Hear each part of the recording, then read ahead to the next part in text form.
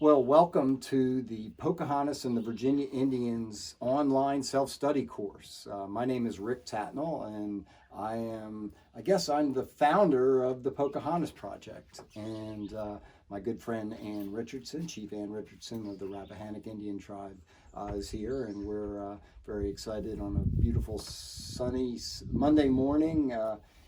June 8th is our date. We're 1 week out from the start of the course, and we're at the Rappahannock Tribal Center, and it was so beautiful in King and Queen County. We thought we'd be outside on the front porch to do this video, and we are very much looking forward to your involvement in this course. The Pocahontas Project, which is I guess the organization and entity that is putting forth this course and other elements, got started a couple of years ago. Ann and I and a number of Virginians from several delegations went to to England. I went to Richmond upon Thames, and we ended up in Gravesend on March 21st, 2017, for the 400th anniversary of the funeral of Pocahontas. At that point, she was Rebecca Rolfe in 1617, and that trip and all that became a part of that, both from a planning perspective and beyond, birthed an idea called the Pocahontas Project. And our goal with the Pocahontas Project is quite literally, to change the world through the lens of the life and legacy of the woman most famously known as Pocahontas. We've been fortunate to gain Ann's and the Rappahannock tribe support early on. We've been working closely with the County of Gloucester, Virginia, and the Gloucester County Public Schools. We've been working closely with Henricus Historical Park in Chesterfield, and we've been very honored to have help and support from our friends in England, including and especially Reverend Chris Stone, former rector of St. George's Church in Gravesend. And this project is multifaceted in terms of the programs and the efforts that we've got going forward. We've had some gatherings and some conversations. We're planning a conference, women's conference later this summer. We have a different set of educational efforts, and this course is really sort of a core of all of it, and what we hope is going to be the beginning of bringing people together under a similar foundation for their understanding not only of the life of Pocahontas and the Virginia Indians, but also the legacy that she and the tribes have, especially now with the federal recognition that has happened. And the course that you're about to take, it's 10 segments. We have set it up in a self-study capacity so that you can do this when you want. We're going to have the course, the information is going to be up through November 8th, which is the last day of the Pocahontas celebration in Gloucester. Last year we had the first celebration, and Chief Ann and the tribal members were down with dancing and drumming, and we had a very powerful beginning that is now going to be an annual event in November in Gloucester. And so the course content, which is going to be available on that you're seeing now because you're on the Gloucester County website, and we're real appreciative to their support and involvement in all of this. 10 segments looking at a variety of different aspects, both of the life of Pocahontas, the legacy and legend, as well as trying to give a good summary about the Virginia Indians from thousands of years ago on up through today. And the important component of our effort is the legacy of Pocahontas, and what we see the opportunity, and particularly in today's world with the new normal that we're facing and all the different considerations that life has put forward towards us and that we're trying to deal with. It's about looking at her in the concept of hope and purpose, and we want to use her life example as an inspiration to change the world. And that we feel that what she did 400 years ago in trying to bring together two different cultures, two different races, a lot of uncertainty and adversity, she rose up and boldly stepped into that role as a teenager.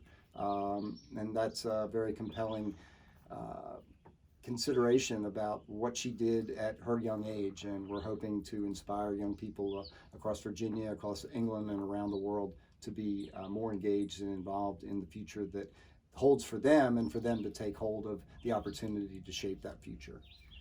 So I wanted to introduce our effort by asking Anne a couple of questions, and for you to get a perspective that Anne has about Pocahontas. Anne, again, is the chief of the Rappahannock tribe. She's also the daughter of a chief, so she has a unique perspective, and one of the few women chiefs, I think, in America. Is that safe to say? Yeah, I think so. And certainly her involvement as the daughter of a chief gives her a perspective that Pocahontas shared as well. So we're very excited to get her perspective. And I know that you have made several trips to England, and our 2017 trip wasn't your last one, because you went again in 2018 for the anniversary. But I know in 2006, preparing for the 2007 anniversary, which was the 400th anniversary of the landing in Jamestown, you and a number of tribes, 50, 60, or 70 members of tribes from Virginia, were in England. And I was hoping you could tell people a little bit about the gathering that y'all had inside St. George's Church. And again, St. George's Church in Gravesend is where Pocahontas is buried. And you all were allowed to spend time alone in the sanctuary. And can you tell me a little bit about that? Well, it was an amazing trip. I think it changed the life, and it certainly changed the relationship of the Virginia tribes with England forever. And it changed things for us here in the United States when we returned. It changed tribal relations between tribes while we were there. It was a journey of restoration for our people. And to go there and to be honored as a part of Pocahontas' legacy for our elders was very overwhelming for them, because they'd been so dishonored at home. And many of them wept and said they had never received this kind of honor for being who they were. And it brought about healing among the tribes. It was such a powerful ceremony in that church. When we went there just to honor her, because her people had never been there to pay honor to her. And so as we did that, there was, an electricity in the air. And so the only way I can describe it, that healed people and unified people, brought people together in love. And that was her legacy, and it still is her legacy today. It changed our relationship with tribes, inter-tribes here in the state. It changed our relationship with England, and it changed our relationship with the United States. And I believe that her love and her dedication and the sacrifices that she made to help her people survive, to birth this country called the United States of America, and to connect with her family in England, is a legacy that we can all learn from and live in a very unified and loving way.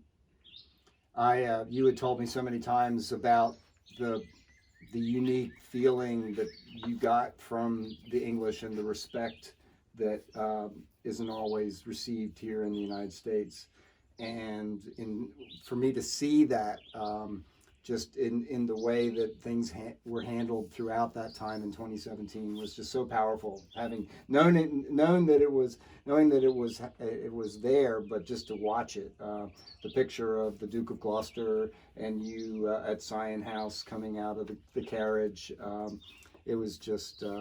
It's a very powerful picture, and it's just an example of the unique relationship that y'all have with the English, which continues, and we're happy to build on that.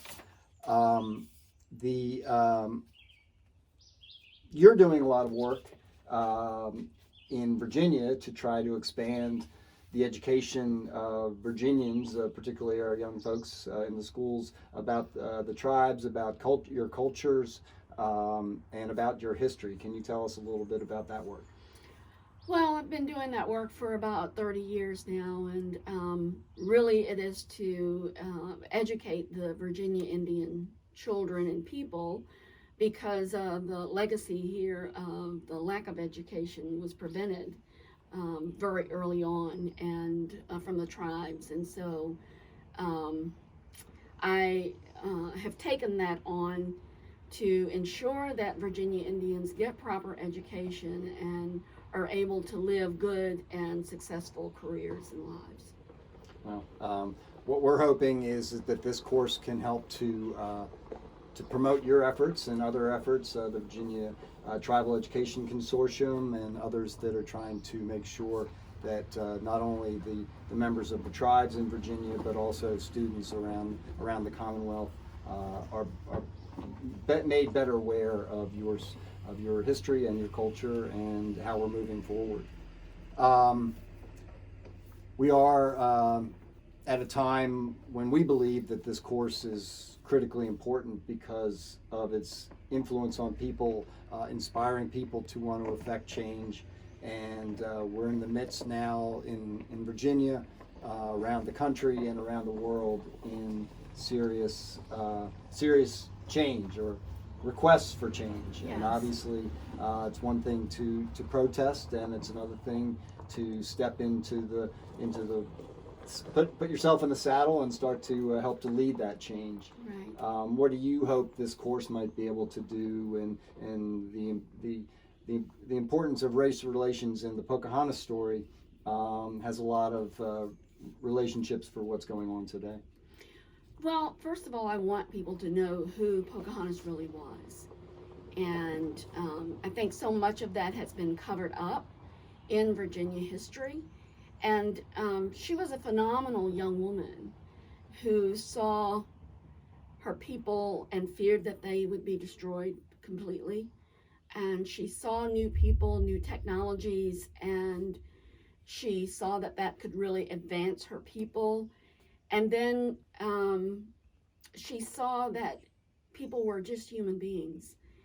Just because they had one culture or another culture, they were still human beings and they still had the same needs.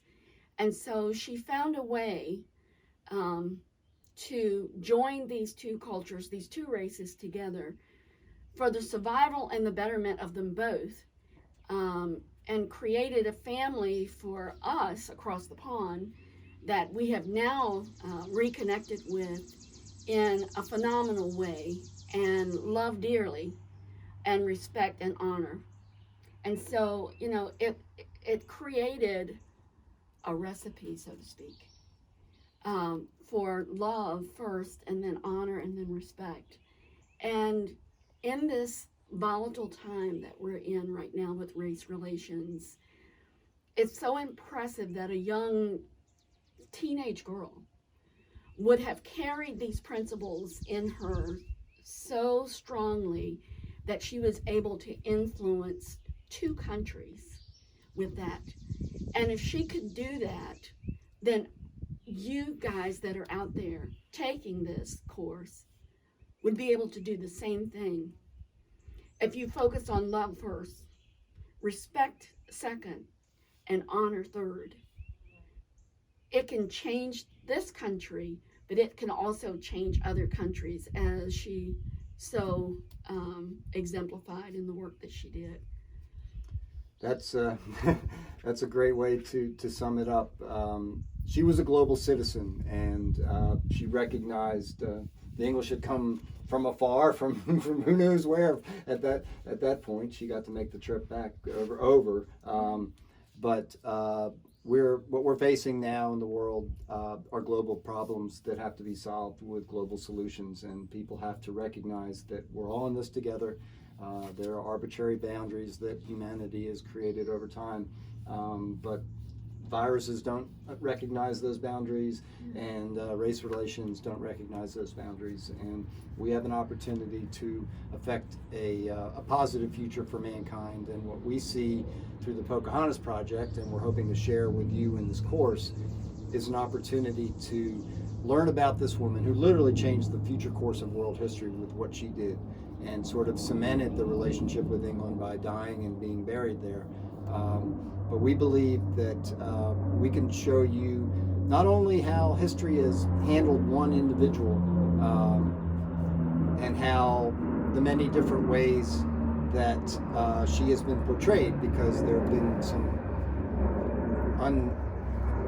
unfortunate portrayals, and there are a lot of different perspectives about her life. And you're going to learn about how many of the different Virginia tribes feel about her life and her legacy. You're going to get to hear from a lot of different people in Virginia and England, and even a friend in Japan who is enamored with Pocahontas. But we are truly convinced that this is a global effort, and we think that the course is going to be able to bring everybody, put them all on the same footing as far as an understanding of her life, and hopefully then the individual inspiration that you gain from this course will lead you into a new path of involvement in your community and beyond. And the Pocahontas Project is a forever project, so this course is simply just setting the stage and is just one step in the ladder.